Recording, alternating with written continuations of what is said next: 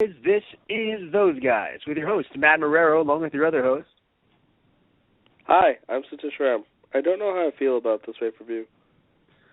I do know how I feel about this pay-per-view. I, interestingly enough, wasn't the biggest fan.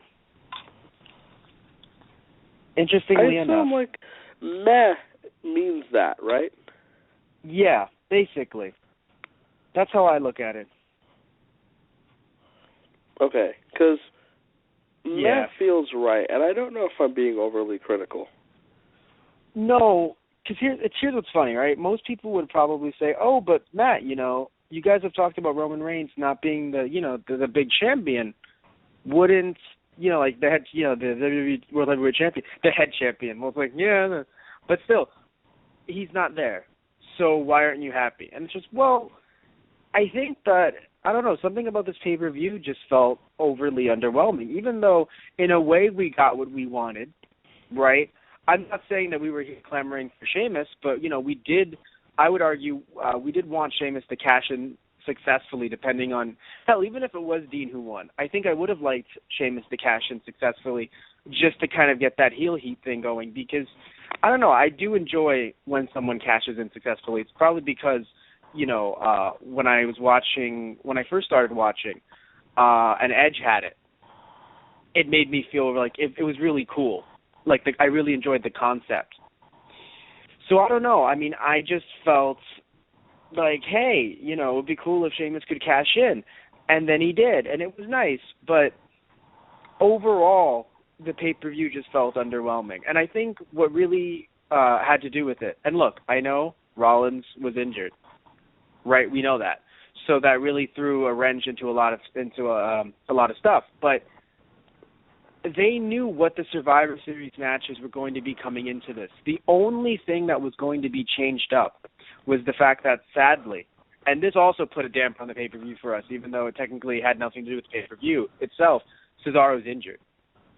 Yeah, I went kind of negative because I heard about the Cesaro injury, and I was hoping he'd have some kind of wonderful showing somehow, like in a Survivor Series match or something like that. Mm-hmm. Yeah, and he may have. That may have been, why, Titus was just randomly, because when Titus came out, I said, oh, we're going to have primetime players. And then we didn't. It was just Titus. And I thought, oh, huh. So, yeah, Cesaro probably would have been in that match because on the other side, we had Stardust. So I assume that's what we would have, we had Stardust and we had the Ascension. So I assume that's what would have happened. But yeah, no, it was just the fact that we had also, by the way, right, and I have this in my notes, but I want to bring it up here before we really delve into the show. We had one, at first I was like, oh, look, we have one Survivor Series match that's announced that we don't know the contestants for, we don't know the contestants, right? Who's going to be the survivor? No. We don't know the people fighting, right? We don't know. And it's like, okay, that's one match. Sure, maybe you want to look at it as, oh, it's not announced because it's so cool. Who's going to be in it? It could be anybody. All right, fine, sure. But having two, I don't know about you, man, but that really got me frustrated because it's just like, wow, why do you think that it's cool to just not announce 10 people? Yeah, it almost felt like a joke in itself. Like, here are 10 people we weren't using, including your tag team champions. Now, I will admit. Yes, yeah, you first. Go ahead. Well, I was going to say, some of them were in the tournament, so I understand not wanting to announce it when you announce the tournament. But the tournament, all right, I think a lot of, or most of the people that were involved in these two matches, the Survivor Series matches, were eliminated from the tournament if they were in fairly early. So they could have announced it on Monday. I believe, anyway. Right? No, or if not on Monday, on Thursday. I mean, it's that simple. Yeah, Thursday would have been the greatest, honestly, because when you sit there and anything that makes SmackDown more desirable to watch, I'm not insulting SmackDown, what I'm saying is that if you can hype SmackDown up, do it. Yeah. Rather than just saying, oh, it is happening. Because they did do it that, if you want to say it that, like, oh, they did hype it. They said it happened, or it would happen. It's like, thank you. No, yeah. Thank you very much. Thank you. No, seriously, thank you very much. It's going to happen. Thanks. Right. Like, I wanted it to happen. Don't get me wrong. I did. But yeah. But now, of course, yeah. I also, let me start this in chronological for you. Yeah, you go. I wasn't really planning to watch the pre-show because I knew there wasn't supposed to be a match on there, and I didn't have access to the TV in my home at the time. So I figured, I can miss the pre-show, but it is weird that for Survivor Series they're not having a match, I think to myself. Yeah. Now, of course they have a match, but not just a match, Matt. You text me telling me there's a Survivor Series style match going on. I only thought it was going to... Okay, it made sense to me, though, because if it was only going to be one match, you put it on the pre-show to hype people up, give them a free... Even though I noticed on it just, it's free. Well, sometimes companies entice you with free things that are good, yeah, you know? I'm with you with that. Go on. Yeah, so it made sense to me to have the match that you haven't really hyped up, which is... Now, I will admit, it is stupid. You haven't hyped up your Survivor Series match? Yeah, exactly. But still... It all just, in my opinion, added up to being on the pre-show. And then it happened, and I just started I texted you frantically, hey, no, you have to come on, dude. It's time. And, yeah, so you know what? Let's jump right into it. So we had, and we won't talk about this for long, and there's some matches that we're really just going to say maybe 5 seconds worth of stuff and then just jump through because there's not much to say about. Yeah. I don't know how long this podcast is going to be. I'm not even being mean. Like, I think it's going to be a lot of recycled commentary. Well, just like, no. I do feel like, because think about it. You look at Roman Reigns versus ADR. What else do we really have to say about it? You know? Because, exactly that. Like, yeah. Exactly what we thought would happen happened. Exactly. So, all right, let's go. But, we have team. So I love making names for all of these teams. Of course you do. And it's okay. Go for it. You got my texts. We have Team the Bodust Ascension or the Cosmic Dallas Wasteland, whichever you prefer. And, of course, that would be... Wait, go for it. Continue. That would be The Miz, Bo Dallas, Stardust, and the Ascension. Yes. Versus Team Navudley Gold O'Neal. Which the Dudleys, Titus, Neville, and the surprise entrance. Yeah, no. Goldust. And guest starring Goldust. Yeah, so... I didn't expect to see Goldust, and I guess it's kind of cool for about 2 minutes, but the match sucked. I don't think the match sucked. I just think the match was what they wanted the match to be. No, I don't think it. I don't think "suck" is a good word. It just wasn't. I just don't think they sat there. I don't think this match was supposed to tear the house down. That's good phrasing. Yeah. You said the match was what they wanted it to be, and that's actually good phrasing. The match was not what I wanted it to be, and I was very disappointed in that sense because Titus got too much time doing things. Goldust came off looking too strong. Neville got pinned for BS. Yeah, no, the thing is, it's interesting because I think on a team where Cesaro would have been on, Neville getting pinned would have seemed bad to us. But it's not as foreign as Neville getting pinned on a team that Titus O'Neil is on. And by the way, you have we the Dudleys, don't hate Titus O'Neil. And Goldust. Exactly. And Neville we don't got hate pinned. him. Literally, the least deserving person to be pinned on that team ate the pin. Mm-hmm. Out exactly. of all of them, the older Dudleys, the failed single star, and the older Goldust. Yes, but the problem is Goldust came back, so he gets that rejuvenation, like he gets that power boost, if you will. But we've played too many videos. No, it's still I get it. But the Dudleys, they honestly, it's a very interesting thing because I think that they had so much more planned for the Dudleys, but I have no idea what happened where if they realized, wow, the New Day is so good, we cannot take these titles off of them. But because of that, now the Dudleys are kind of sitting around with their contract. Yeah, they ended up in cosmic purgatory, which is terrible. Basically, because they're not on the cosmic side. And then Titus, I know you said failed, and I don't want to paint this guy as a failure because, as you said, did I say he was very successful. Oh, yes, I did say failed. I said failed single star. I am correct. Yes. Go ahead. Yeah. But yeah, I'm not saying he did well as single star, but what I am saying is that I just, you can It's hard to say because he has a lot of charisma, and I don't want to sit there and be like, I don't want to feel like we're one of those people that's like, oh, quit, because we don't want that at all. No, we just feel like he's very, very good in that tag team role, but with his partner. So because Darren was not on this team, I would have rather have had, hell, even a Zack Ryder, honestly. No, I don't like Titus in this kind of role where he gets to do things in the terms of in the wrestling ring because he's very limited. I like him in tag teams, and I don't like him in this 5-man matchup here because he was kind of a hot tag, which is like a very boring formula for me. I think you think higher of them, the Primetime Players, as a tag team than I do. The one thing I will give...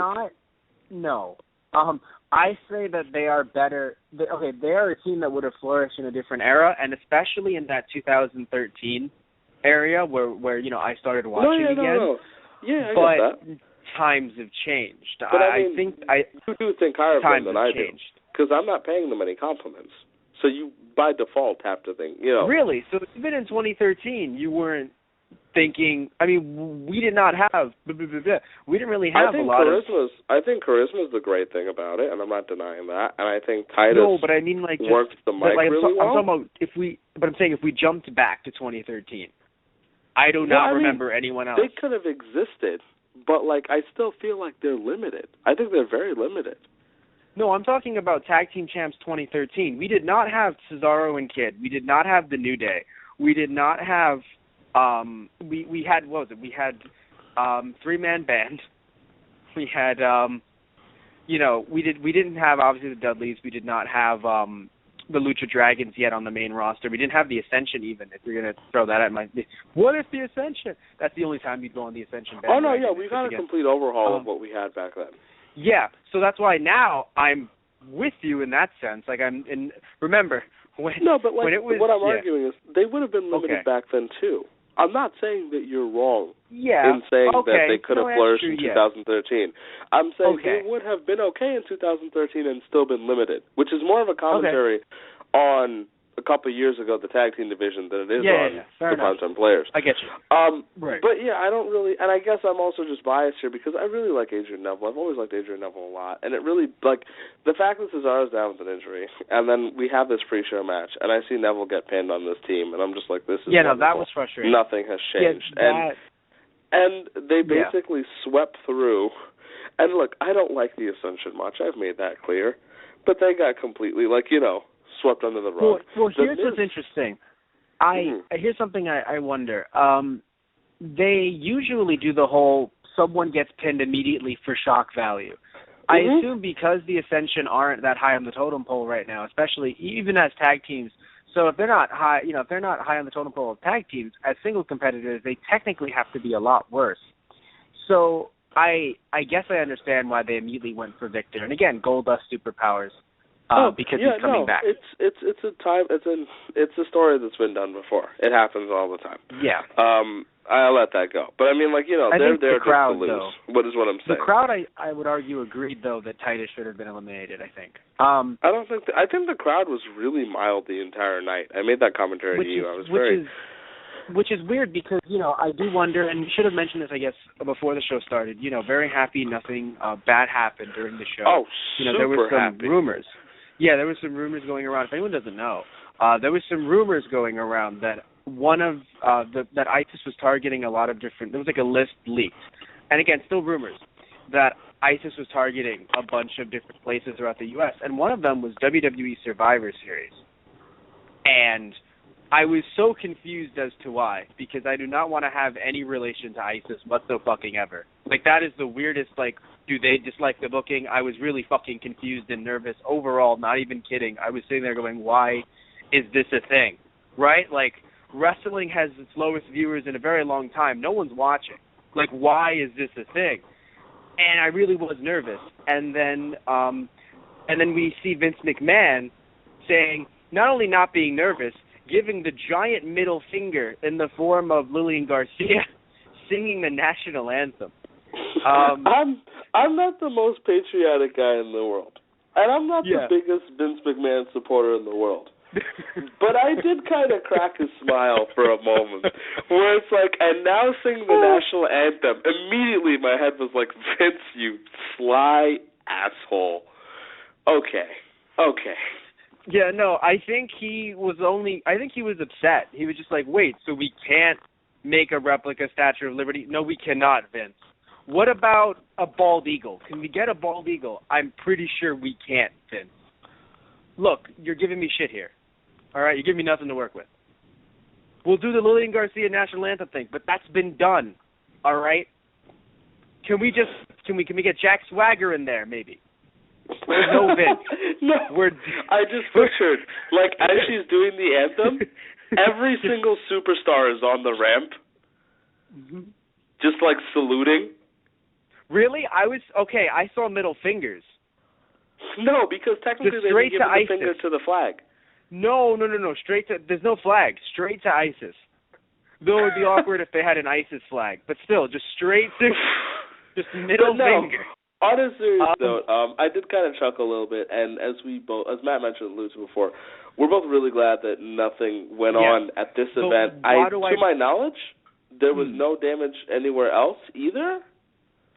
As far as we know, there wasn't. The reason why I brought it up, yes, as of this podcast, we're doing it live.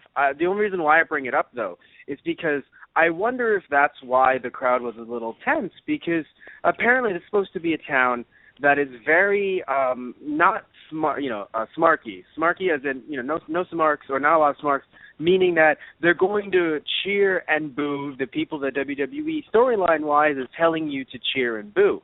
But that was not exactly... That was not the case. However, it's not as if we got an uprising of smarks. We just got an equal minority of smarks and marks being vocal, where the rest of the crowd, again, it felt like very quiet, somewhat even tense, I would argue. If there was maybe it's just because of what happened. I'm putting my own bias into it. But usually, it's a pay-per-view crowd. We haven't seen something like this since Fastlane. And I'm a little confused as to why, it happened. Because, again, people were cheering, people were booing. But it felt like the majority was just, we'll wait. And it was just like, it's going on, And it was very confusing, and it felt very, just, I can't even think of the word, but just under the radar. Like the crowd, because usually when the crowds, look, I'm not saying we need people going to business for themselves, but the crowd felt very just quiet and calm. Yeah. Again, as if they were waiting. That's what I said, mild. Yeah. But it was for the whole night. That's the thing. Like, even at moments where you would think, wow, they're going to really pop heavy for this, they just did a mild pop. And I never thought of that phrase before, giving a mild pop. Because, no, the idea of a pop is just, even if it's cheap, it's a big pop. But no, it was a really mild kind of pop, and it was interesting. So here's one thing that I think was good, though, about this whole Survivor Series match. This could finally end the feud between Goldust and Stardust, because we could actually bring in Goldust, have the two of them fight, end the feud. I don't know if that would turn Stardust back into Cody, but the point is we could end the feud. And interestingly enough, you can see video packages that our kids would be seeing. And, they would look at me and say, Daddy, why are you so mad? Because it didn't happen that way. It took years to finish this feud. But the video package makes it look like it happened in 2 fucking months. Daddy, please don't get mad at wrestling again. No, really. That is going to happen, isn't it? Like, this is somehow going to build up to WrestleMania, and they're going to put in video package stuff from, pre-Stardust, pre-everything, which spans at least 2 WrestleManias? Let's be honest.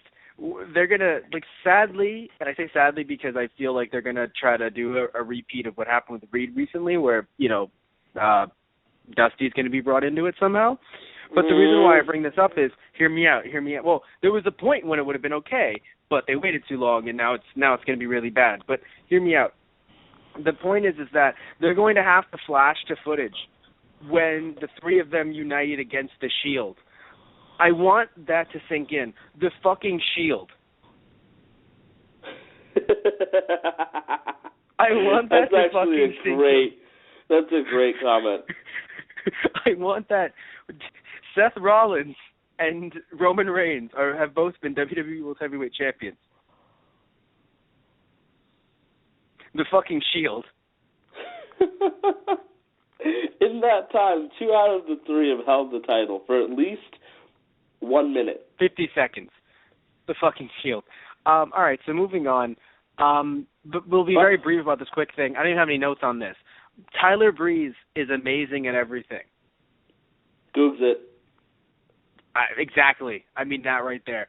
Roman Reigns versus ADR. So, okay, I wasn't really interested in this match, but it's nothing against these two because there were some cool spots, but nothing about this match really wowed me. And personally, I feel like this match, as well as Kevin Owens versus Ambrose, even though I did love Kevin Owens versus Ambrose more, both matches were made to be quick, fast, make sure everyone's safe and, feeling okay, and we move on with the night until the main event. Yeah, I think, and I guess because I want to we can knock off the Ambrose Owens thing right now. I liked it more than I did Roman ADR, but yes. Owens Ambrose wasn't Steen Moxley, and what I mean by that is, it was rushed, and it was uncomfortable for me because I know they can do more, and I didn't get to see it, so I was disappointed. I actually am less disappointed, interestingly enough, because here's why I'm more disappointed in Roman Reigns and ADR for some reason. I don't see Roman Reigns and ADR having a feud anytime soon. However, I do see Kevin Owens and Dean Ambrose having a feud soon. So I assume that's why they did everything the way that they did, because it's going to revert to the status quo that they wanted before Rollins got injured of Dean Ambrose fighting Kevin Owens at Survivor Series. It's going to revert right back to that, because that's what I assume wanted to happen. I don't know who they wanted to win, but I'm sure they wanted the two of them to fight. So they put them here. They had a match. It looked good, but they didn't give everything away. And we've seen that a lot before, the idea of, these two are going to fight, but it'll look good, but it won't look as great as you and I and a lot of others would usually see from them. And then we have part 2, and then we have part 3. But in this case, this part 1 wasn't even supposed to happen. And I think that's kind of why because I know it's going to come again. If this does not happen in the next pay-per-view, I'll be upset with you. I'll be extremely disappointed because, we could have seen so much more. I should explain. I'm not upset because, it was short. I'm upset because, I needed a pick-me-up because the night was really meh to me. And I know it makes sense for this to be short because Ambrose has to work double duty, or Owens would have to work double duty, one of them. So I understand that. I'm just saying, as a fan of both men, it's not pleasant to me to think that they couldn't go longer. Oh, yeah, of course. Well, again, that's just how it is. And, if they were to go longer, that's when you'd see a lot more because it's obviously so much harder to fit so much in a certain amount of time. So, so we move on from this. By the way, want to play that TLC Flash game, that WWE TLC Flash game? I want to play that really. Oh, yeah. I want to play that a lot. It's all fun and games until someone gets put through a table. Oh, my God. Okay, so we're at the next Survivor Series match. And again, as I said earlier, really frustrated that they just did introduce 2 matches. They said, we're going to have one. And then the night of, hey, actually, we're having 2. Here's a special treat. Also, another special treat, having my network feed be on in the background and having Edge, dressed up as Ric Flair, stop someone on the highway and give them a figure 4. That's a treat. Thank you, WWE Network. Also, thank you for then showing John Cena vandalizing JBL's limo with freaking Crime Time. Thank you. While he was a face. That is not something that's not something you'd want to keep on, buried. Put it under the rug. But anyway. No, so where were we? We're at the second Survivor Series match. Team Raichaso versus Team New Sheriff. I need to let you do that.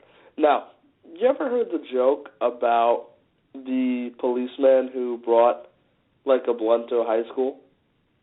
No. Okay. But so there's an old story about okay. policemen. They brought a rolled up blunt, to high school to show the kids like, hey, don't do drugs, don't smoke weed, Mm-hmm. And they passed it around. And the policeman, said like, hey, if we don't get that back, we're going to have to search all of your lockers to make sure none of you have it at the end of the day. At the end of the ceremony, he received 3 blunts. And so it makes me think of this situation because they sit there thinking like, we need to get the Survivor Series match, and then 2 separate crack team of people prepared a Survivor Series match, and they went to Vince at the same time like, here's your Survivor Series match, and he's like, okay, and then later on, here's Survivor Series match, okay. They just put it on the card without realizing it, and then later he's like, oh. So there's 2 things I have to say from this. One, are we allowed to search their lockers? I would. And two, you're not allowed to come to the high school I work at anymore. Why? I love that story. You're not fucking allowed, because you can just tell the kids, hey, don't do drugs. I don't trust you now. I don't trust you with any of your morals now. What? Because verbatim, you just said, you can come into the school and tell kids, hey, don't do drugs.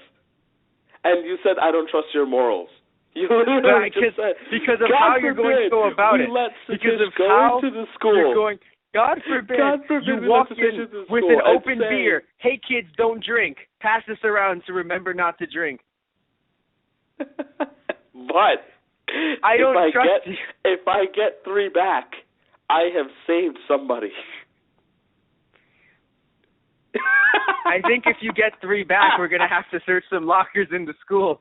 That's what I mean. I'm helping out somehow. You have a moral you compass. passed around 1 beer and you got a 6-pack, which would never happen at the school that I work at. That is a hilarious thought to me, by the way.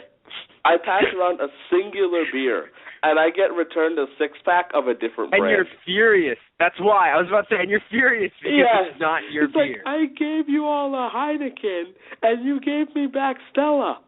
Now, I'm not complaining, but who's the magician here?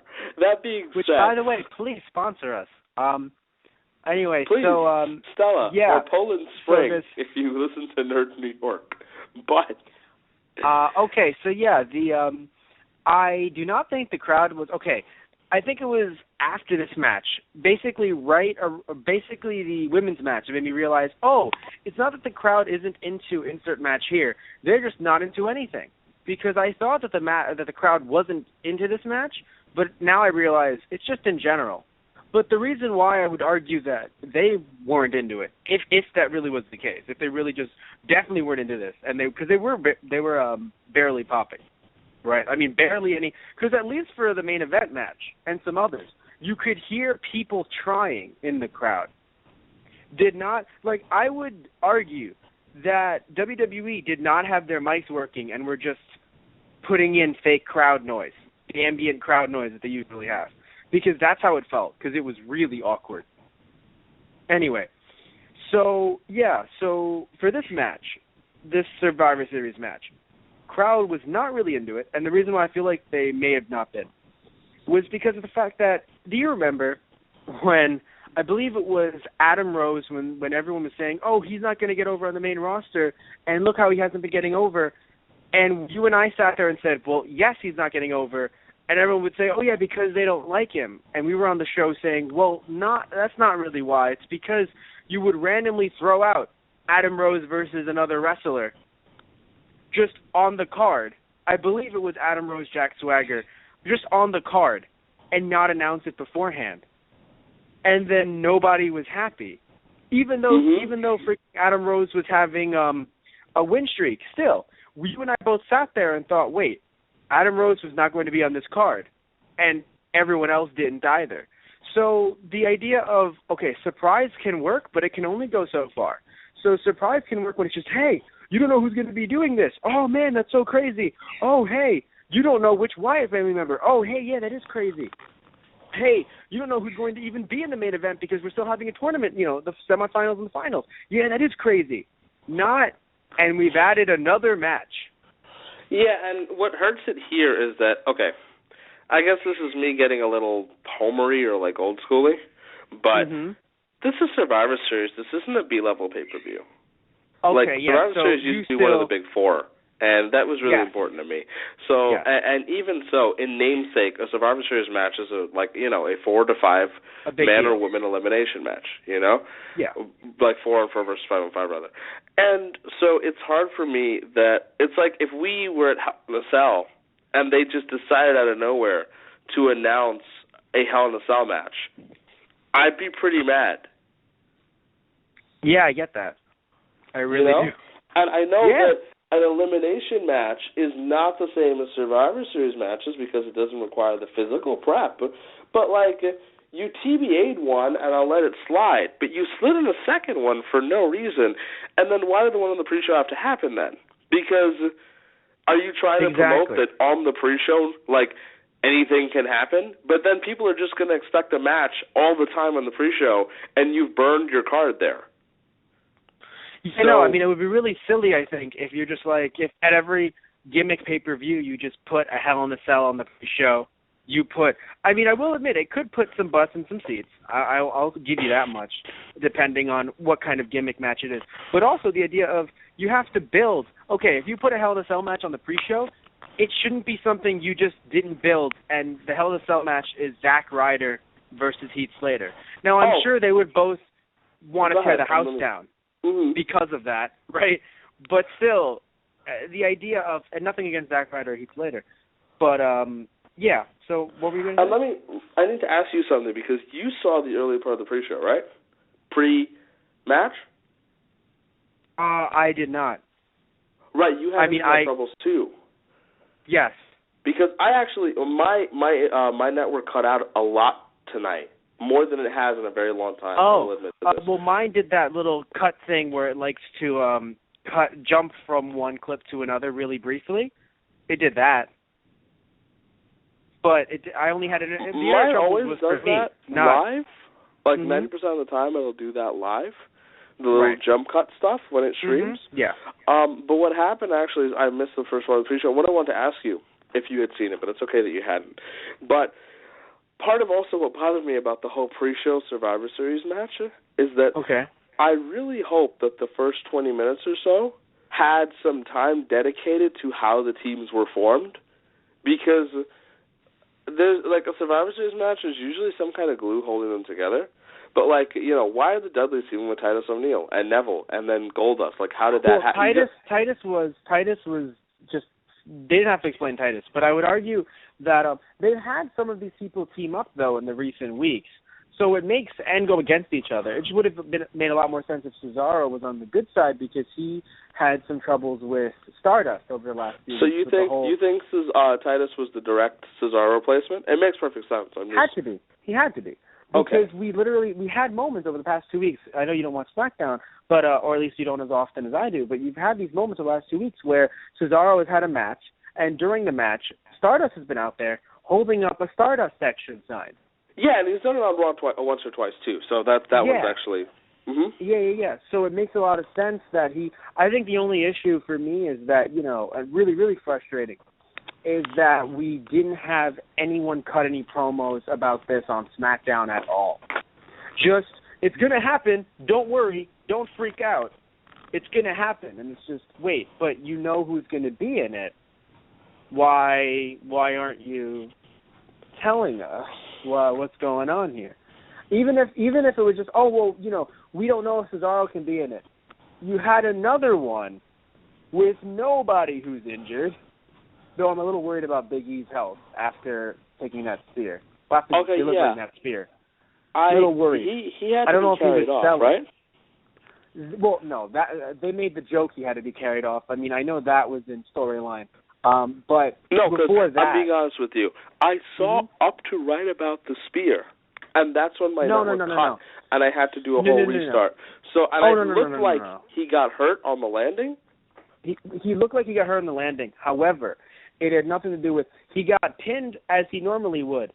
And they said, you know what, no, Big E's hurt. We got to help him. We got to walk off with him. And then left Sheamus basically sitting there going, wait, what? And then okay, so that's what happened. Yes, and commentary said, "Oh, don't worry, they'll come back. They'll come back." They never came back. They even made the joke. I think when Shane was getting pinned, I think you had King go, "They never came back." So it was great because it looked as if they were going to walk them off and then maybe they'd come back, but they didn't. So they technically forfeited the match. So they didn't get pinned, technically. So that's another way to save the New Day from quote-unquote losing. They didn't get pinned. Big E did, though. But, again, they were putting each other through a lot of hell, so it makes sense. But, yeah, no, Big E, if he did get hurt, again, it would be a shoulder thing, which, dear God, what the hell? It'd be a shoulder thing, not something that he actually couldn't walk from. Okay. So, okay. Yeah. So that's why it's even funnier. Very nice.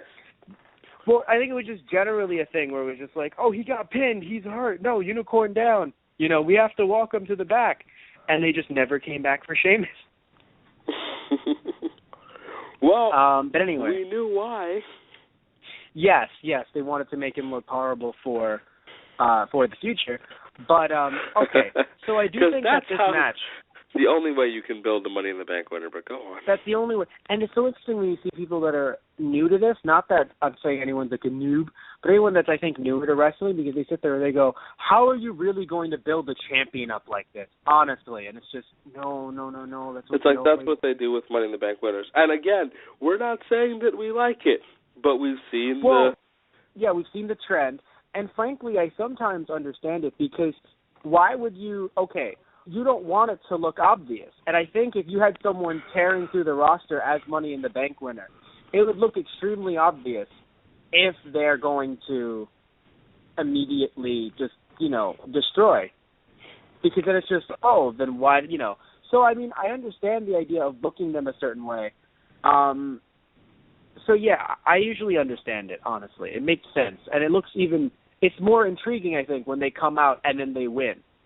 Now, I will admit, if Sheamus came out in the beginning of the match, it would have been a little weird. But yeah, no. And also, again, Sheamus had to fight a lot of people. So it's kind of just like, he looked terrible fighting 4 guys. Man, that sucked. But anyway, I do think this match should have been on the pre-show, though, because I think this match was, it had more energy.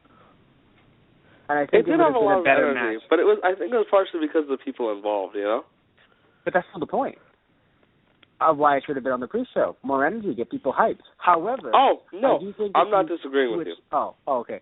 Though I do think if you had switched the order, the problem would then have been we would have been de-hyped by the other match. Not cooled down, right? Because the object is to cool down. No, not a standard cool down. De-hyped. There's the difference. De-hyped is right. I mean, so I guess it's better that we didn't get de-hyped in the middle of the show. I guess they wanted to return boldness on the pre-show because it's the whole anything can happen thing. But yeah, I always love that phrase. But yes, anything can happen. So that makes sense. I get it. But so Paige versus Charlotte. I have to be honest. Even with the last match, the main event, I think this was my match of the night. If not, even though I didn't like the way it ended, Brothers of Destruction versus Wyatt Family did have enough spots in it to make me go, oh, yeah, you tried. Good job. But I have to admit, this might be my match of the night. Charlotte versus Paige. I'm gonna be sound a little mean here. I think it went on a little too long. I do think it went on a little too long. Interesting. I think that they both had a story to tell, and I think they had the time to tell it, and I was actually really happy because I do think that, a lot of people I think were feeling that Charlotte was being a heel, but I have to be honest. If someone said shit about my dad who passed away, I'm going to be a little pissed. Just a little bit. I think what sucks is that, the crowd not reacting much here. Because I think the crowd... That was rough. Because, one, that takes away from me, I feed off the crowd, so that hurts me. And this is not a commentary so much on this match as it was on the entire rest of the night. Because of the crowd. Secondly, the crowd not reacting, though, in the sense of the fact that they brought Reed into this, and then the crowd still didn't give them the reaction they wanted, I think they really weren't giving hurts. anyone. Correct. So, you're correct. I would have how loved WWE a different... is going to take it. I think WWE more so is mad at us as as fans overall, because they actually had to release a what's it called, statement on the storyline. A statement on the fact that it was storyline, because it's a storyline, so they never want to break that. But they actually had to release a statement. They tried to throw Charlotte under the bus a little bit that way?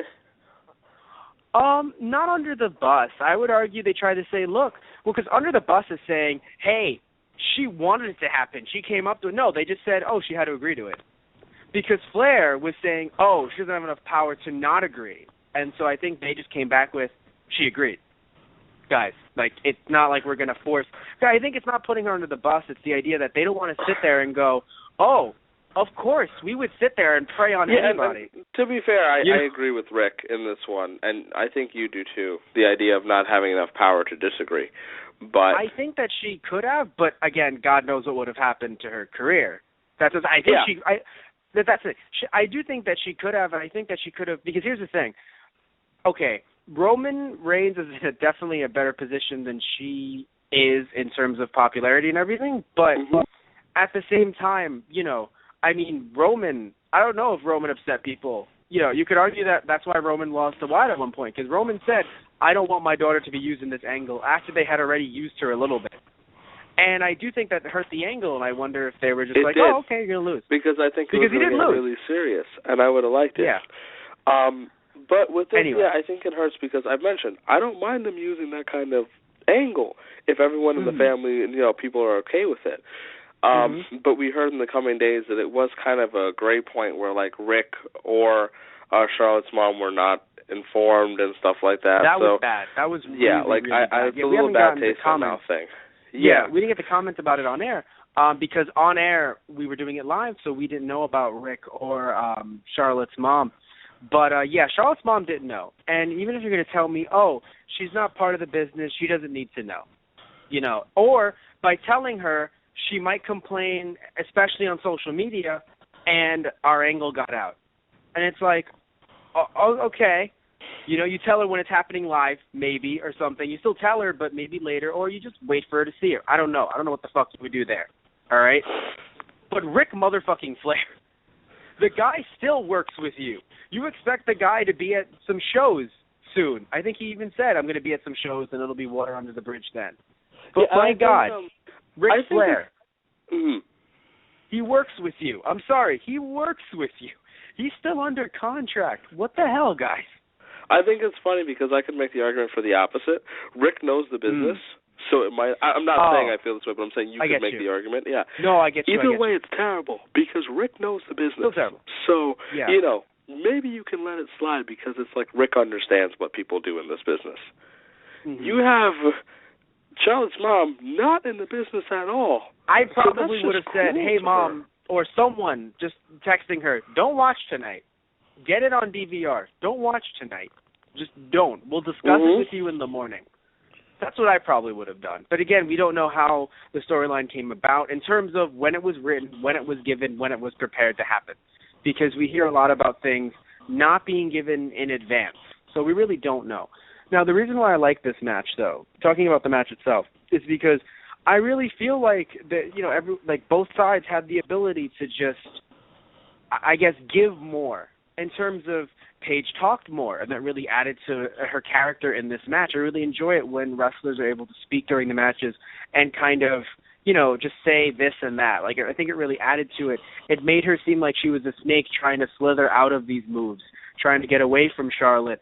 And, we have Charlotte who is just really mad at Paige, so I don't think she's a heel because, again, look, John Cena as a face has done a lot worse over a lot less, right? So when someone talks about your dead brother, I expect her to be a bit more vicious, and I liked it. It was a bit more, and I don't know, I feel like she was able to let loose, and they both were able to let loose, a little bit and do some, crazier spots that you haven't really seen the women do in a while. Also, the fact that, speaking of Paige slithering and all, I really enjoyed the idea of her rolling up Charlotte. She'd be like, hey, I'm going to get the win no matter what. Or when she's making fun of Charlotte by by doing her figure four, or at least attempting it, and by doing the Nature Boy strut. I think it just really added to it. And I don't know, I really enjoyed the wrestling, the takedowns. It felt like something we haven't seen in a while because, you know, as much as everyone loves to praise Nikki Bella, with Nikki Bella it was a lot more strikes, a lot more offense. But I do like that they actually wrestled and took their time here and were able to do reversals to the figure four. Also, that Charlotte didn't lead in with the figure eight. She did the figure four. That's like a signature for her now or something, and I'm cool with that. Excuse me. I was interested in that, actually, because to me, it looked like Paige was waiting for the bridge that never happened for a bit, in terms of her using the figure four and not the eight. Interesting. Maybe, because I'm looking at it right now. Yeah. Just being honest, for me, it felt like, because, I don't know, I'm biased here, I've seen a lot of Paige's matches, it felt like she was waiting for the bridge, it just didn't happen.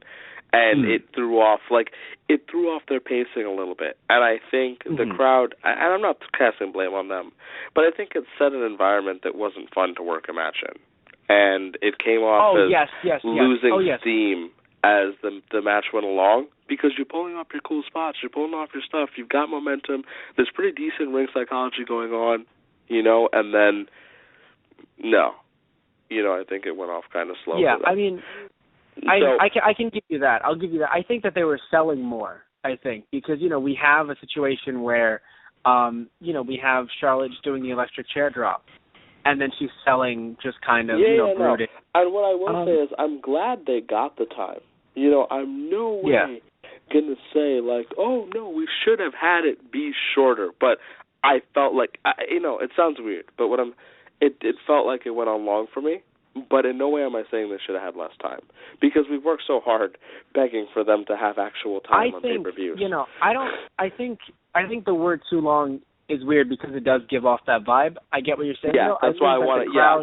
I just think that the crowd, if they were more into it, I think you'd have understood, and you'd sit there and go like, because everything popped more. I accept that completely. As somebody who feeds off the crowd, I accept that criticism of myself completely. Yeah. I just think that, look, they got to do so much, and honestly, strangely enough, more than I think the men got to do tonight. Some of them, for some of their matches. I don't know, maybe it's just me. I feel like they really performed well. I don't think that Paige carried Charlotte. I don't think that Charlotte carried Paige. I think that both, competitors really brought, their best, and if it wasn't their best, well then, and they can do better, I mean, I would argue that, yeah. So, they didn't know their best, but I still think that they did better than we've seen in a while on the main roster. I think on the main roster also has to be a thing. Let's both be very, obvious here. It's on the main roster. If this was Charlotte and Paige fighting in NXT, or really any NXT combination, there would be a much, this would probably be mediocre. Right? We wouldn't really be giving this that much praise. But with what they're able to do on the main roster, I mean, things like that spear on the barricade, not even off of or around, I jumped and then I speared, and I sat there and thought, wow, never really thought I'd see that, and I was really happy to. There were a lot of things in this match that I thought, wow, I mean, hell, just Paige throwing Charlotte off of the apron. I'm watching the match right now. Just there's little things that I really, really enjoyed. And I think that made it match of the night for me. I mean, honestly, I'm not that I'm putting you up, being like, well, what do you think? But, like, what was your match of the night? Because I can't really think of – I'm not saying every other match was terrible. No, it's really funny because pretty sure you told me you thought this was your match of the night. Yeah. And I have been trying really hard to figure out what my match of the night is, because I really don't have one. Like, I'm not trying to be mean. I know, but that's the thing, though, right? Yeah. Because you even look at the main event, and it was cut short. Right, because I liked the main event, and I guess maybe that's it by default. And I think I hate that because I rarely have a match of the night by default. Like, it really makes me feel bad on the inside. No, and that's and here's the thing, right? As much as I am, pro a Divas Revolution without calling it a Divas Revolution, just pro giving the women more time, letting them work to their, to the highest ability that they can, and all this stuff. I don't sit here like you've heard me say, like, oh no, like just because these two are in a match doesn't, like, and it's not even a Nikki Bella thing. Just in general, like hell, Nikki Bella and Charlotte did very well last pay-per-view. I think you could maybe even argue better than this, not because of Nikki Bella, but because of them, putting Charlotte through the ringer, really trying to have Nikki Bella tear Charlotte apart and things like that. But at the same time, there was so many, other matches on there, some of them actually being better, I would argue, right? But this time, I can't say that. And again, nothing against the workers. I just think that, Raw is not a time to give 20-minute, 15 to 20-minute amazing matches that tear your body, apart and shred it, versus the pay-per-view, where it's like, hey, this is the pay-per-view. This is where it's supposed to go nuts. And I don't think they went nuts this time. I really don't. I think the only two competitors that I could see really going nuts, I mean just destroying themselves and trying to tear the house down, were Paige and Charlotte. Even moving on, if you want to move on, Ziggler versus Tyler Breeze, I don't think that tore the house down. I think that this is just, like, they did the whole, we're saving it for part 2 and part 3 mentality. Because I really don't think Breeze looked that good in beating Ziggler, and I don't think Ziggler looked that good in losing to Breeze. Well, I'm glad Breeze won for what it was worth. Of course. I mean, I thought that was good because, like, I feel like they are trying to build him organically, and I'm pretty cool with that. I am. I like Breeze. He's annoying as shit in a good heel way, which we love. Yeah, and so good for him. The match was subpar. And I think I don't know why. Like, it's hard for you. What would you say? Would you tell me was off about it? Because I think that they just. Oh wait, I'm confused. Oh, so you felt that it was off though? Mhm. Oh, okay. No, because I was so confused for a second because I heard the wording as what was it like? No, I didn't feel it. I know. No, but I didn't feel it. Mm-hmm. I didn't feel it being off. What do you think, Matt? And I'm like, wait. No, I didn't feel it. So, like, what would you? Yeah, what would you say? Good. Not that it was bad at all. And mind you, again, some good spots, some good stuff. Looking through it now slowly, but I really do think that they just maybe they were told, hey, you're only being given this amount of time, or maybe they didn't feel like the build. Because I don't know, maybe it's us. Hey, as fans, we didn't feel like the build was sufficient enough. It was, but then it just wasn't, right? Not even any attempts to build it, even during or around the tournament. Again, we know the tournament had to happen, but it felt like a strange situation where the tournament happening felt as if nothing else could happen, right? Mm-hmm. As if it's just special edition of Monday Night Raw. Nothing else has ever existed, and nothing else ever will. And then out of nowhere, nah, JK, it does. Totally exists, guys. Come on. Like, R-Truth versus, Tyler Breeze. Of course it exists. I don't know if you know, that's how it happened. R-Truth fought Tyler Breeze, and then Ziggler came out and they announced that a match was happening. That happened on SmackDown. That's why you don't know. No, so yeah. For sure. So, at least I believe it was R-Truth on SmackDown. Yeah, R-Truth. I just remember R-Truth on SmackDown talking about how he was going to destroy the competition in the tournament when he was then informed by The Miz that he wasn't in the tournament. Well done. That was gold. You know about that. I think you saw it. I did see that. Yeah. R-Truth cut an impassioned moment. Yeah, that was glorious. Hell, I actually loved ADR on SmackDown. Strangely, ADR and Zeb and Kevin Owens on SmackDown were amazing. I have to make that known. For anyone that doesn't like ADR's current run, I agree. But my God, letting ADR and Zeb Coulter talk on SmackDown was really, really fun. Because Zeb asked if Kevin Owens, if that is his real name, mentioned that he was from Canada, so he can't be a part of Mex America. Wow. And then we had Kevin Owens say, hey, ADR, all those people, right, all those people that don't miss you now, they didn't miss you when you were gone either. Oh, my God. Yeah, no, basically said straight up, like, they didn't miss you when you were gone. And I'm sitting there thinking, this is great. I'm going nuts over this because, ADR and Kevin Owens just looking at each other, going off on each other because it's just, hey, you know what? Heel. That's because it could have happened. We could have had ADR versus Kevin Owens in the finals. But we didn't. But we didn't. I'm not saying, I don't know if I would have wanted that, but we didn't. Yeah, so let's jump. So it's still on, Tyler and Dolph for a second before we move on. Okay, like I said, I didn't hate the match, right? I think that was off was just maybe they knew, like, hey, you only had this amount of time. And I think that by giving people only a certain amount of time, it hurts. And I'm not saying their match was only 4 minutes, but I think they had to account for the Wyatts coming out, Kane coming out, Undertaker coming out. So much happening. And then, of course, the main event and everything. Hell, the match itself, obviously, Brothers of Destruction versus Wyatt family. So you had so much going on that I think that, they really shouldn't have added the second Survivor Series match. As much as I loved it, I do think it might have been a bit too much because you could have given other people some time.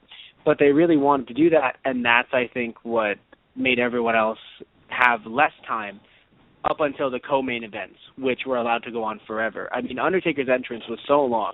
I actually, I wed, I became married, I had children, and they were rooting for Brothers of Destruction during Undertaker's entrance.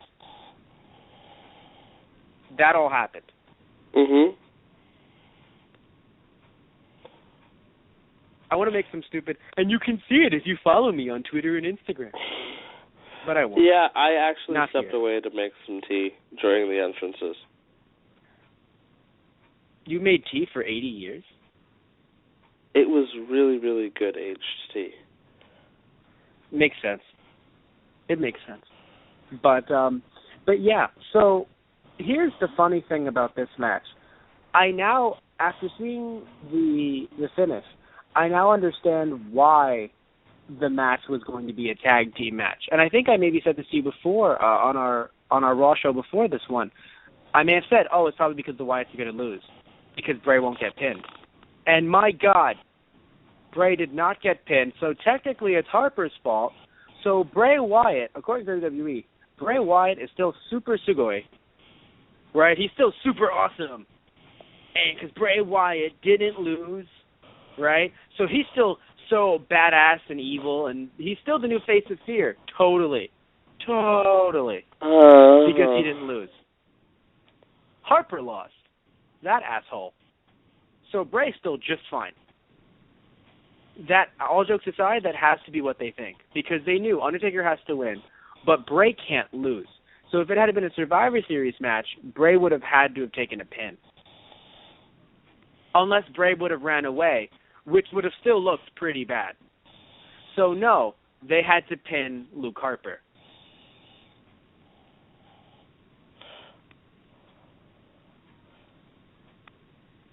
Which sucks. I'm not saying I'm a fan of it, but I think that's how they... And also they can't pin Strowman because if they do, then... I know Strowman... Yes. Yeah, and granted, there is some mystique that's, that isn't there for Strowman anymore. But there's still enough that they don't want to ruin it. So, and if they put in Harper versus Rowan, it's an immediate, Harper and Rowan. It's a brother versus brother. Brothers from the Bayou. But anyway, so if you had Harper and Rowan together, then it immediately would have looked like, duh, they're going to lose. So you had to throw in Bray, but you couldn't let Bray get pinned. So whoever that second guy was, and I admit, Harper does seem like the best choice. Because if it was Rowan, it would immediately feel like, he's going to get pinned. But I do think that even as us, Smirks, looking at, Harper and Bray Wyatt, it really would have, it really makes you feel like, wait, are they going to lose? Because we know that Harper's really good, and he's not the quote-unquote guy to take the pin, always. In this match, yes, but not always. Anyway, your take. Part of it was cool, but Bray lost another feud, and That's disappointing because... Well, the Wyatts did, but yes. And not just another feud I would like to add, sorry to interrupt, but I would love to add, because I know you're thinking this too, and if you're not, you should, because this is also extremely infuriating. His second loss to The Undertaker. That's what I was going to say. It's not just like another feud. It's that no matter what, Bray should have been thrashing The Undertaker because it's the perfect way to build Bray as a legitimate threat. It's the easy way out, right? And they legitimately dropped the ball on the easy way out, got to retcon it, which we both joked about the first time we saw this coming up. Like, hey, maybe they're trying to retcon that WrestleMania. And they did it again. What if this is the gimmick, though? Would you not? I think I'd be really happy, and I hope you'd be on the train with me. If WrestleMania comes up, Bray Wyatt and Undertaker feud again, and neither one of these feuds are mentioned. And Bray still loses, by the way, via Tombstone. Of course, but it's okay, because he didn't lose if the other feud isn't mentioned. That's what I mean. Like, I just can't. Although I have to be honest. No, you go. You have to go first. Yeah, no, this was built pretty badly from the beginning. And it ended pretty badly. I don't know what they're going to do with Taker and Kane now, because I mentioned I liked the Brothers of Destruction thing as a novelty against the Wyatt family, but they have no other purpose from now. Like, it was really They have cool to retire. For a moment. Right, exactly. And it sucks because, like, you're making them look strong to go out on their back because both of them are most likely going to do it. And on top of that, they didn't need it because of who they were. So really, now, they wasted a lot of time. What if they lose at TLC to the Wyatts? What if they actually continue this program, but they had to give Undertaker the win at the popular pay-per-view because it's his 25th? If they lose, like, in a way that's not cheap, like, if it's a TLC match, they actually have a really good back and forth, and Bray just pins one of them clean, it'd be a lot better. I would accept it. It'll just be a TLC match. And I'm okay with that if they win a TLC match. But I worry about the idea of, like, okay, there are 4 of them against 2, two of the Brothers of Destruction. There's probably no way they're going to book that to not make, like, it's probably going to be a 4-on-2 assault, and Taker and Kane might still somehow come close to winning. Well, what'll probably happen, what I think they should do is, I think that maybe they can have Undertaker and Kane find 2 people to try and work with them. And if they do that, they could actually have some kind of tag elimination match with 4 of them fighting the other 4 at TLC. And then hopefully at the Rumble in January, you could have a 3rd installment where both sides fight with some contraption of, like, maybe like chairs, ladders, and tables. Because clearly Rollins pushed everything back. So we're going to have to keep that going for a very, very long time. By the way, here's something that's really crazy, but I think you're going to love this. And this really happened, by the way. I remember, oh, man, this was a while ago, when they had a Justice League story. Basically, it was a story, an ongoing story about alternate Justice League, alternate universe coming into the main canon, all this stuff. Too long to explain on the podcast. What I want to say, though, is that the story got pushed back. In other words, it basically got delayed. But they didn't want to. But here's the problem: with a lot of stories nowadays, they have tie-ins all over. So even though that story got pushed back, the tie-ins did not. So what you ended up having is, I think even to this day, Justice League or some other stories are ahead of the other stories. Oh. Or they were either ahead or behind, I believe. Because I don't remember if it was the tie-in or the main story that got pushed back. But all I know is it was hilarious. Because you'd have a situation where it's just like, will, Bruce Wayne join the dark side or something? Like, imagine, right? And all of a sudden another issue, I've joined the dark side. Motherfucker. Right. So in this case, it's just, well, Rollins pushed everything back. So just like comic books themselves, you're going to have to push everything back as well. So. Oh, God, I thought, no, you want to know how long we've been watching? I feel, oh, God, I'm so mad at myself. The inner narrator in my brain said, so hopefully you'll get to see your big WrestleMania feud at Backlash.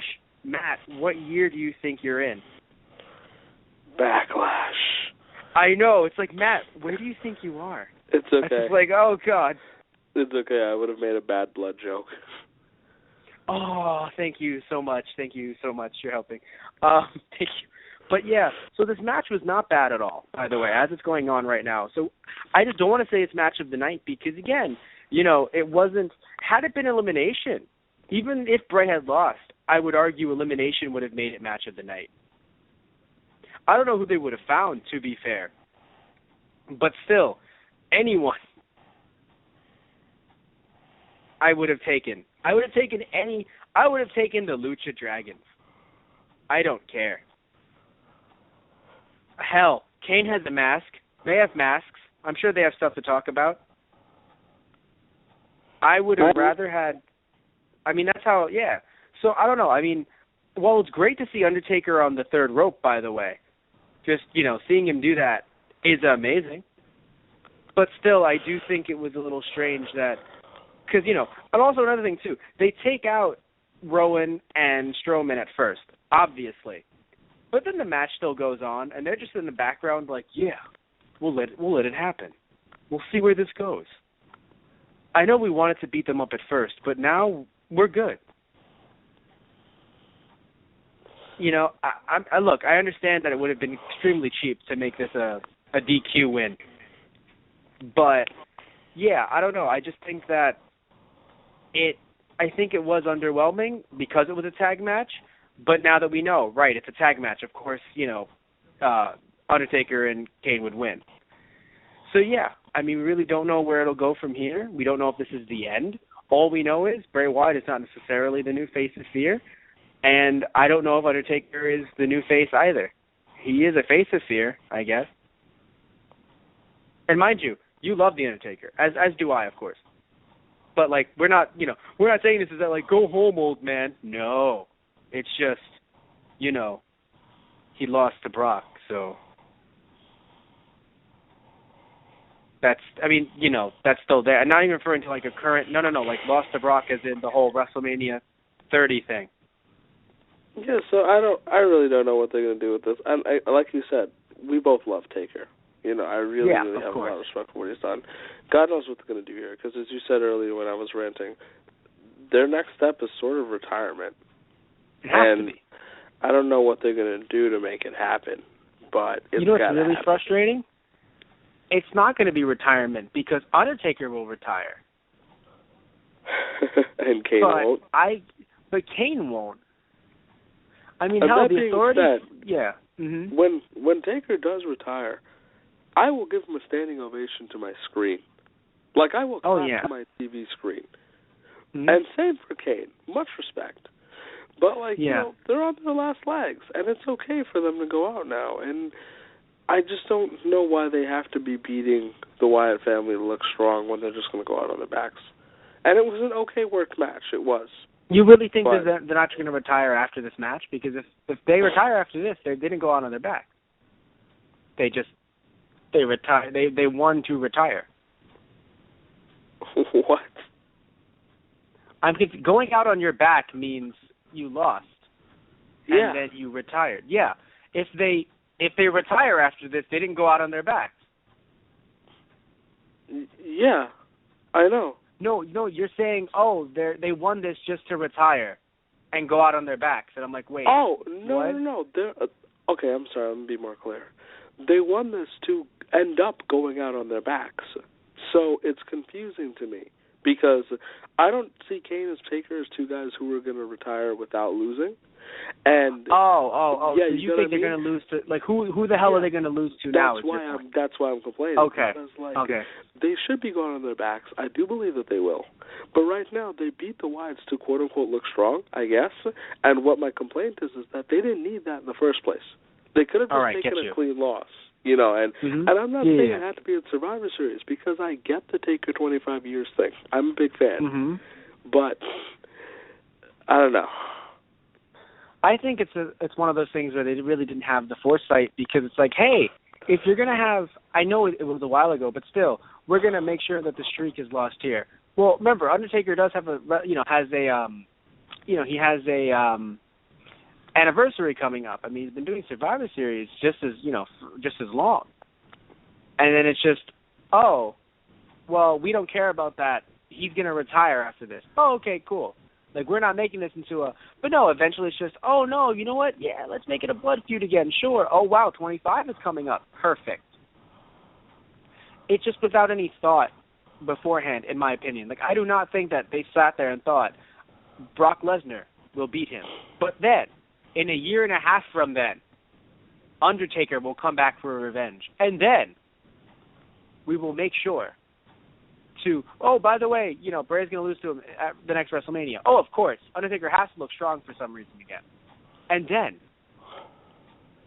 then, we will make sure that Undertaker comes back for his blood feud, which he will win/lose, depending. And then, Undertaker will team up with Kane and fight the Wyatt family for his 25th Survivor Series. I do not think they sat there with that roadmap.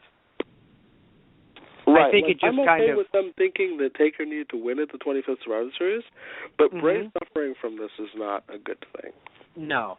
I mean, look, I don't know who else they could have put them against. I mean, hell, with anyone they can build, they could have literally, as crazy as this sounds, put Stardust in the Ascension.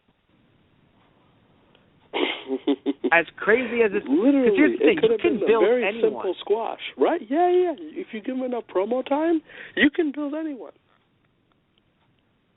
And you could have had them destroy them, look great, cue them carrying Undertaker and Kane out, them being the Wyatts.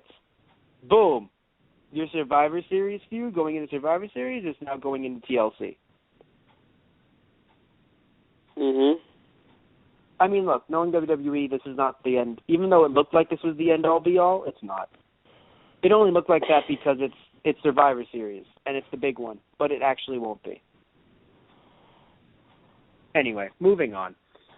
We had Reigns versus Ambrose in one of the shortest main events I've seen in a while, and frankly, saddest because it was so short.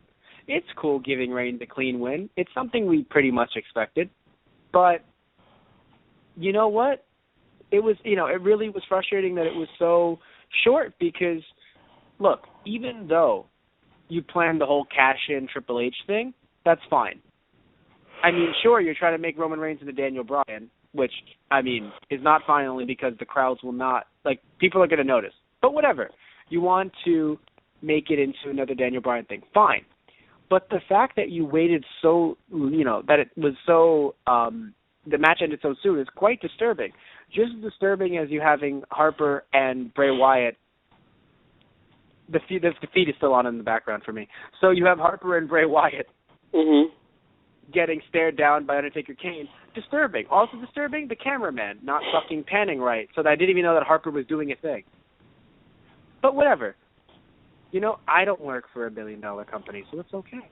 But what matters is that this match, Reigns versus Ambrose, very, very underwhelming. And look, won't be the first Reigns-Ambrose match. Fine. But was very underwhelming, in my opinion.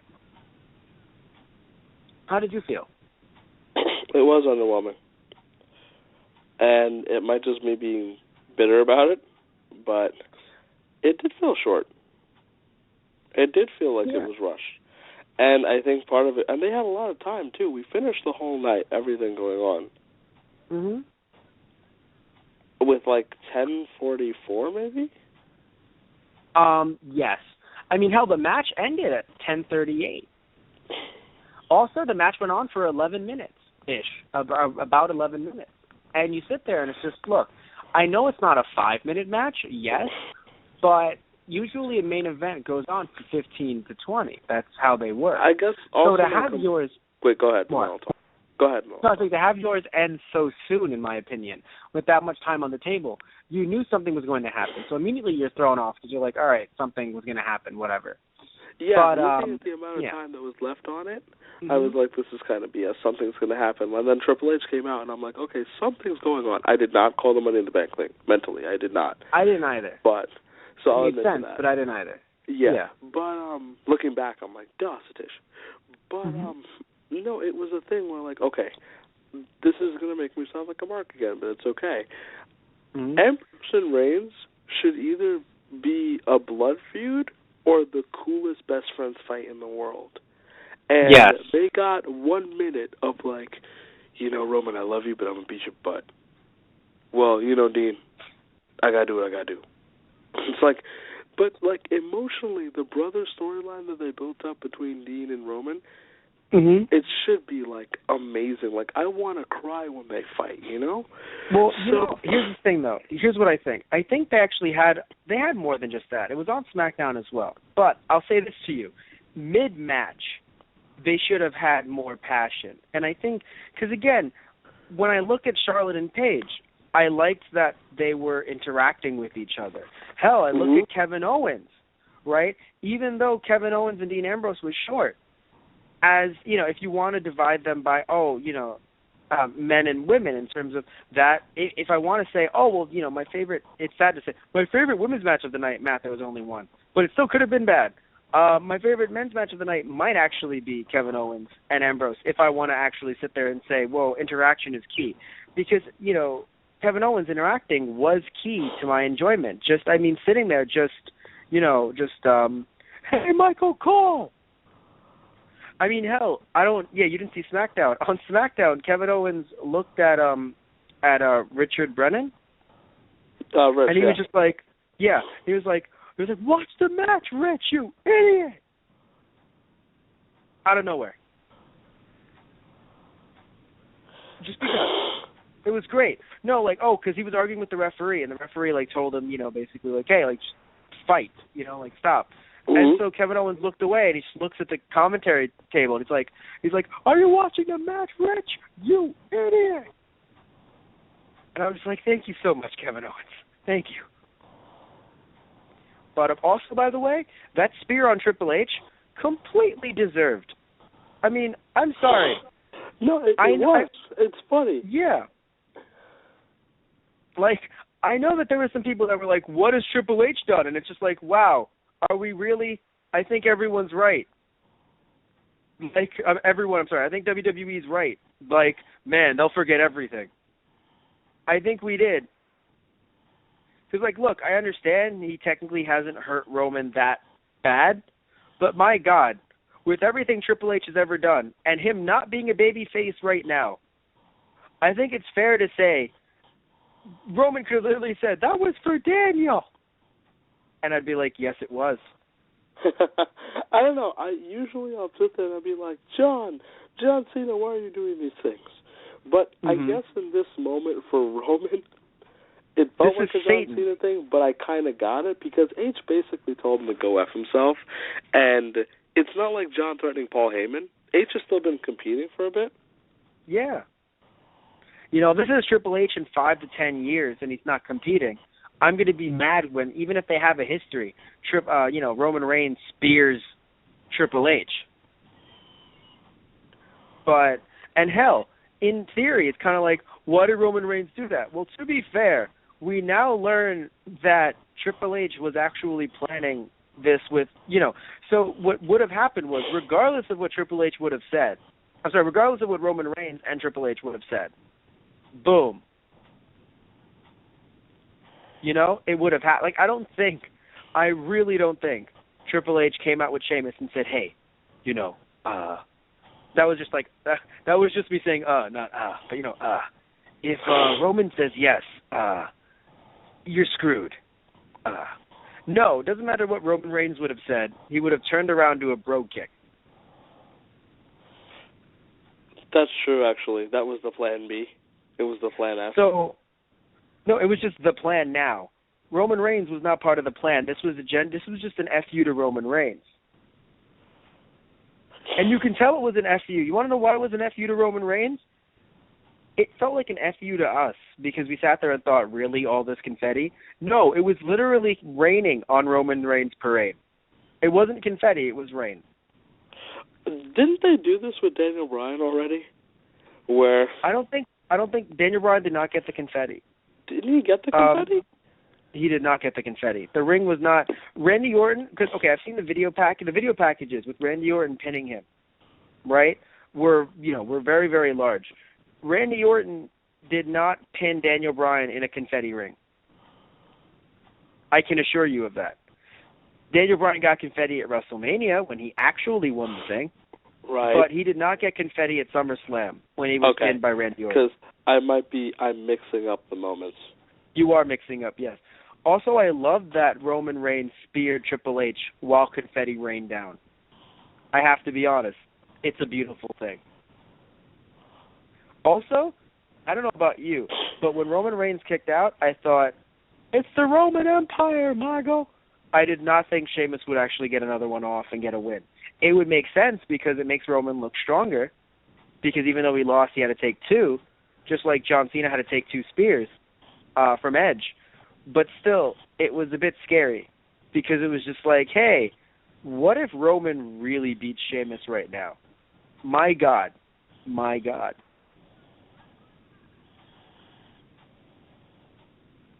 Wow. Yeah, no, imagine if Roman Reigns was not crying, if Roman Reigns stood tall with the title, and both Sheamus and Triple H looked dejected, like, damn it. We lost. That's it. Roman wins now and it's over. But no. And they expect the crowd to cheer. Yeah. The only thing that I think will upset me from this, and I don't know if it's coming. I mean, heck, we don't know if it's coming. We obviously don't. But the one thing that I think will be frustrating, and I think maybe you see it coming too, the idea that obviously, Roman being in pursuit, not a problem, right? Roman being in pursuit for that, not a problem. Ambrose being his best buddy again, yeah. Not that I want Ambrose to be heel, but I feel like now it's going to be, Roman Reigns versus the Authority with, guest star, not co-star, with guest star Dean Ambrose helping fight the good fight.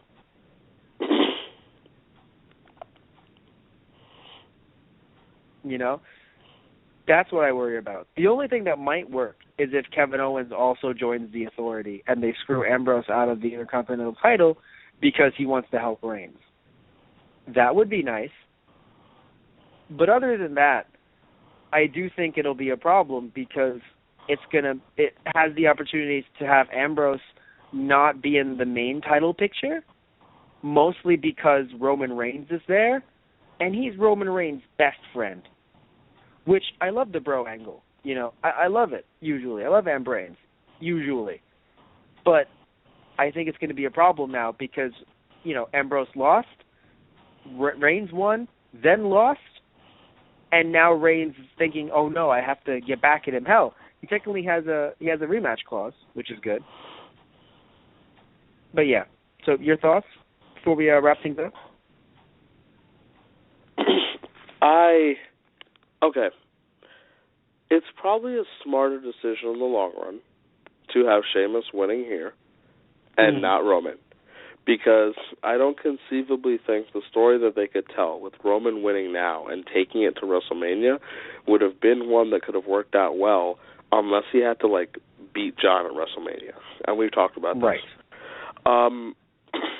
Sheamus, with the Money in the Bank, always screamed transitional champion.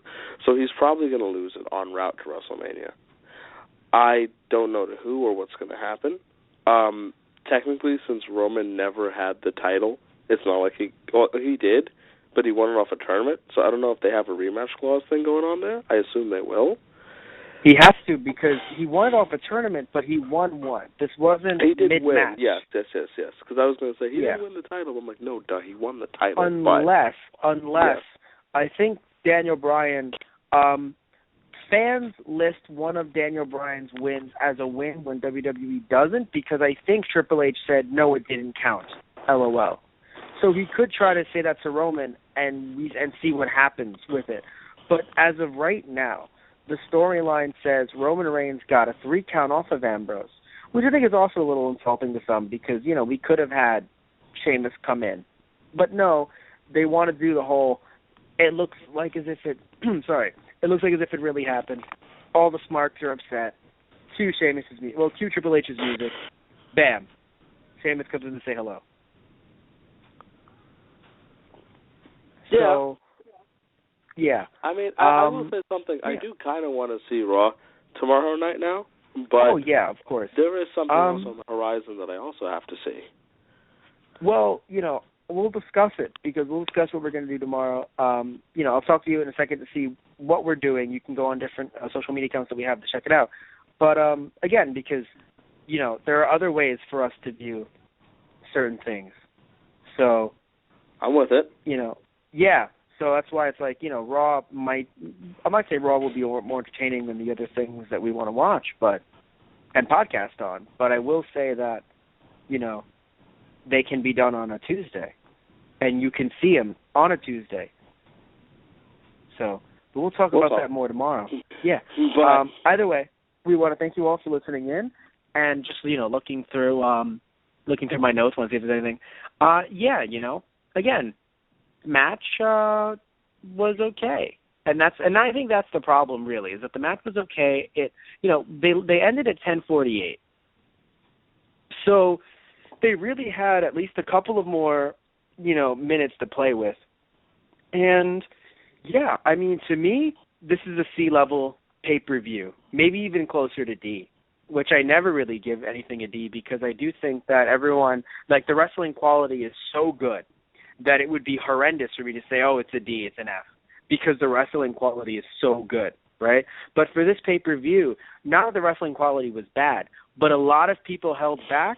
The time felt short on a lot of matches, and it felt like there wasn't any, and I understand people have gotten injured a lot more recently, so I'm not trying to say that people should be killing themselves, in ways just to make me sit there on my couch and clap, just, oh, it's so cool, it's so pretty. No, look, they're hurting each other. I mean, I'm not going to sit here and say, no, they must bring in barbed wire bats and they must chew on them for my own entertainment.